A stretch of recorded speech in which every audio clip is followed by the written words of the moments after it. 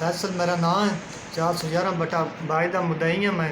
Sir डकैती हुई है, डकैती हुई। मुलजम मौके पर पहचान लैन, मौके पर पहचान के अपनी जान का खतरा उन्हें कुछ नहीं आख्या। पुलिस ने फोन किया, पुलिस आया, मुलजम लै गए ले जाके कुठियाला थाना शेखन दिते लै गए। मुख्तार अहमद तफशीशी मुख्तार अहमद भट्ट साहब ने उन्हें आख्या कोई खर्चा पानी दे। उन्हें 5000 रुपया खर्चा पानी दिता। फिर उस आख्या कुछ होर खर्चा पानी दे। फिर उन्हें 5000 रुपया दिता। फिर कुछ दिन लग रहा है, उस आख्या मैंने कोई खर्चा पानी दे। फिर उन्हें 5000 रुपया दिता। उस आख्या 5000 रुपया थोड़ा है। मैं आख्या सर मेरे को यही नो लो। उस आख्या मैं तेरी बरामदी पन्ना 2.5 लाख की डकैती हुई है सर, तो 20,000 इस बरामदी पाई है, तो 20,000 बरामदी पाई सो फिर आदा होर कोई दे। मैं आख्या सर मैं माड़ा बनना और मेरे को कोई नहीं।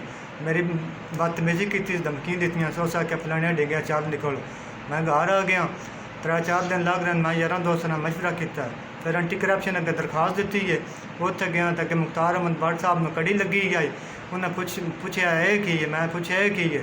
आख्या ने करप्शन की है। मैं क्या सारे मेरे को भी ली है, तो उत्थे दरखास्त दी है।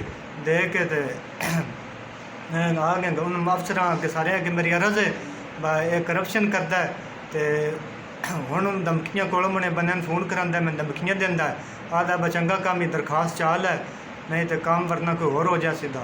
मेरे ना कोई वादा घटा है। उस मुलजम जड़ा है मुख्तार अहमद भट्ट साहब